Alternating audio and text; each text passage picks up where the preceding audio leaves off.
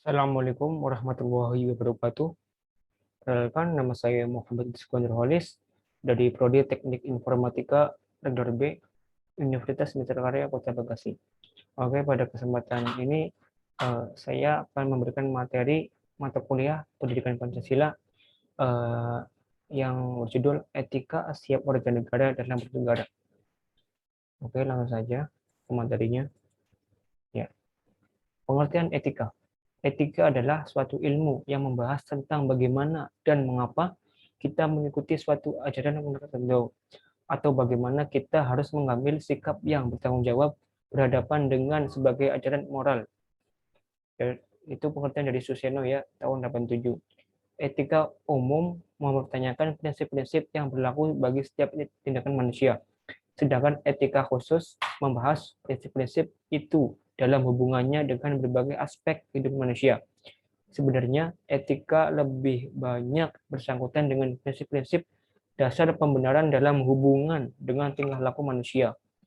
Dapat juga dikatakan bahwa etika berkaitan dengan tingkah laku manusia. Pancasila menjadi semacam etika perilaku para penyelenggara negara dan masyarakat Indonesia agar sejalan dengan nilai normatif Pancasila itu sendiri. Pengalaman sejarah pernah menjadikan Pancasila sebagai semacam norma etik bagi perilaku segenap warga bangsa. Dalam ketetapan MPR nomor 2 MPR garis miring tahun 78 tentang P4 dapat dianggap sebagai etika sosial dan etika politik sebagai bangsa Indonesia yang didasarkan pada nilai-nilai Pancasila. Tujuan etika. Etika ini bertujuan untuk satu, memberikan landasan etik moral bagi seluruh komponen bangsa dalam menjalankan kehidupan kebangsaan dalam berbagai aspek. Yang kedua, menentukan pokok-pokok etika kehidupan berbangsa, bernegara, dan bermasyarakat. Yang ketiga, menjadi kerangka acuan dalam mengevaluasi pelaksanaan nilai-nilai etika dan moral dalam kehidupan berbangsa, bernegara, dan bermasyarakat. Etika dalam kehidupan berbangsa dan bernegara. Etika ini meliputi sebagai berikut. A. Etika sosial budaya. Etika ini bertolak dari rasa kemanusiaan yang mendalam dengan menampilkan kembali sikap jujur, saling peduli, saling memahami, saling menghargai, saling mencintai, dan tolong-menolong di antara sesama manusia dan anak bangsa. B. Etika pemerintahan dan politik. Etika ini dimaksudkan untuk mewujudkan pemerintahan yang bersih, efisien, dan efektif, serta menumbuhkan suasana politik yang demokratis yang bercirikan keterbukaan, tanggung jawab, tanggap akan aspirasi rakyat, menghargai perbedaan, jujur dalam persaingan, serta menjunjung tinggi hak asasi manusia. Yang C, yang ketiga, etika ekonomi dan bisnis. Etika ini bertujuan agar prinsip dan perilaku ekonomi baik oleh pribadi, institusi, maupun keputusan dalam bidang ekonomi dapat melahirkan ekonomi dengan kondisi yang baik dan realitas. Yang D, etika penegakan hukum yang berkeadilan.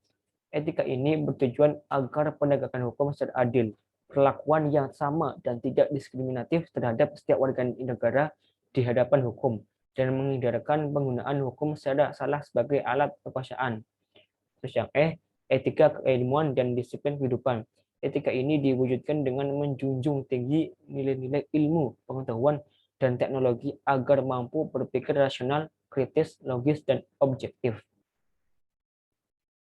Dengan berpedoman pada etika kehidupan berbangsa tersebut, penyelenggara negara dan warga negara berperilaku secara baik, bersumber pada nilai-nilai Pancasila dalam kehidupannya.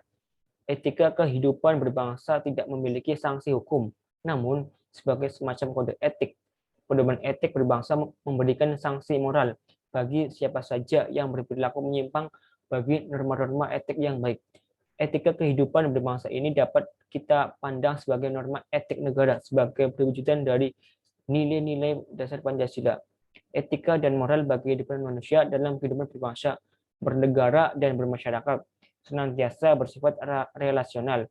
Hal ini berarti bahwa etika serta moral yang terkandung dalam sila-sila Pancasila tidak dimaksudkan untuk manusia secara pribadi, namun secara relasional senantiasa memiliki hubungan dengan yang lain, baik kepada Tuhan yang Maha Esa maupun kepada manusia lainnya.